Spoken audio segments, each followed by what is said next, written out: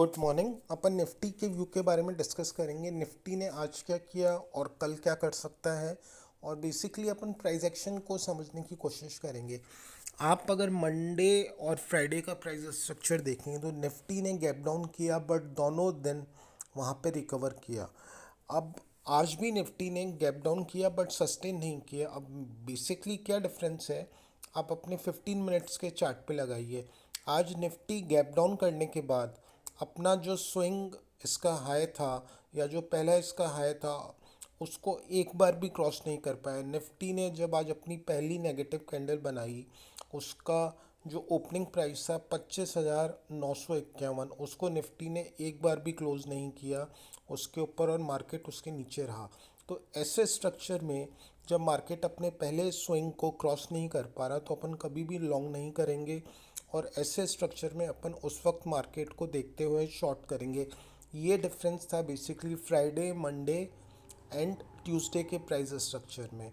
Market अगर in case अगर आज स्विंग हाई के ऊपर ट्रेड करने लगता, तो अपन यहाँ पे पहले इम्पैक्ट के बाद फिर लॉन्ग होने की कोशिश करते हैं, बट आज मार्केट यहाँ पे सस्टेन नहीं कर पाया, यहाँ तक आया नहीं, इस स्विंग हाई को तोड़ नहीं पाया। तो ऐसे स्ट्रक्चर में अपन शॉर्ट भी कर सकते थे। ठीक है, तो ये चीज़ें अपन को फर्स्ट 15 मिनट्स, 20 मिनट, 30 मिनट्स, एक घंटा ऑब्जर्व करनी है कि मार्केट कैसा प्राइस बिहेवियर कर रहा है।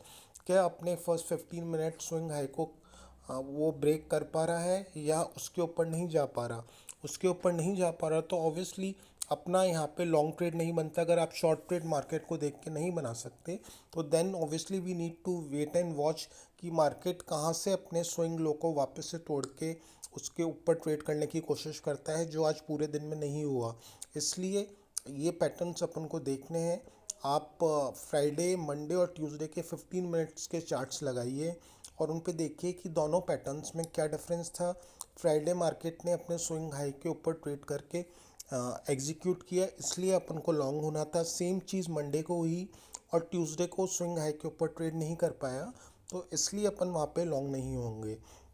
अब कल मार्केट हो सकता है कि वापस से आज का प्राइस का रिपीटिशन करे, या मे बी फ्राइडे या मंडे के प्राइस का रिपीटिशन करे। तो इन दोनों चीज़ों को अपन ध्यान रखेंगे। अगर मार्केट फर्स्ट 15 मिनट्स में अपने स्विंग हाई को क्रॉस नहीं कर पाता और आज की तरह बिहेव करता है, तो अपन मार्केट को शॉर्ट करने की ट्राई करेंगे।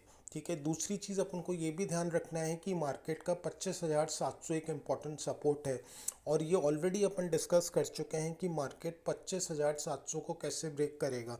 मार्केट 25,700 को एक बड़े रेड कैंडल से ही ब्रेक कर सकता है। एक इम्पैक्ट लो बनाना पड़ेगा उसको, जो एक बड़ी रेड कैंडल से बनेगा। तो इन सारी चीज़ों को अपन को नोट करना है। अब कल अगर मार्केट फर्स्ट 15 मिनट्स में गैप डाउन होके अपने 15 मिनट स्विंग हाई को सस्टेन नहीं करता, तो अपन उस स्विंग हाई पे एक छोटा सा एसएल डाल के मार्केट को शॉर्ट कर सकते हैं।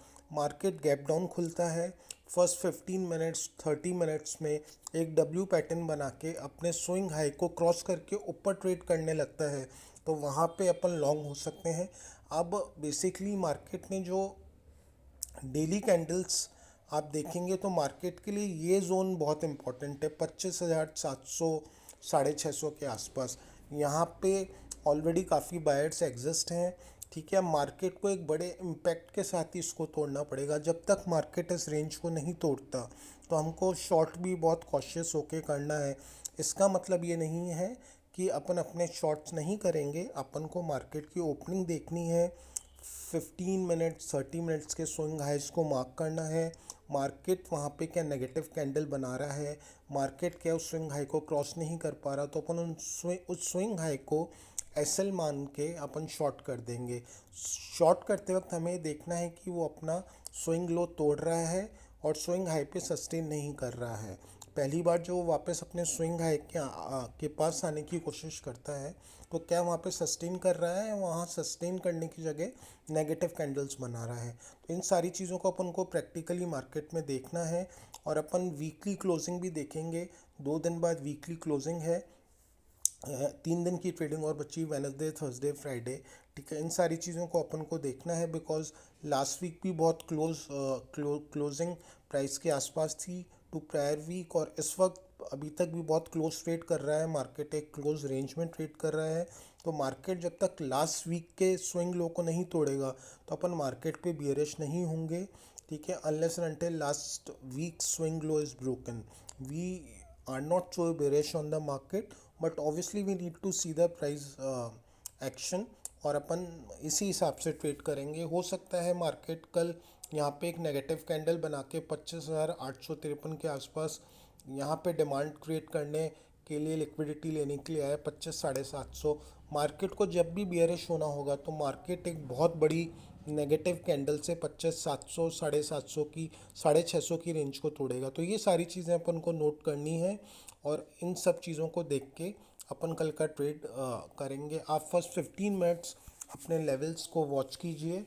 मार्केट अगर एक नेगेटिव क्लोजिंग के साथ ओपन होता है और वहाँ पे फर्स्ट 15 मिनट्स सस्टेन नहीं कर पाता, 15 मिनट्स में जो उसके स्विंग हाई लग गए हैं उसको ब्रेक नहीं कर पाता, उसके पास आके वापस सेलिंग आती है, तो अपन सेलिंग देख सकते हैं विद अ एसएल, और 100-150 पॉइंट मार्केट वहाँ से नीचे आ सकता है।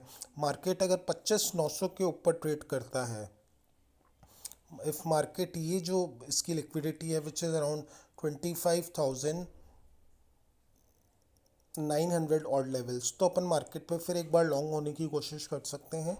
और कल का मार्केट देखने के बाद फिर आप ट्रेड कीजिए। मार्केट में दो कंडीशन हो सकती हैं।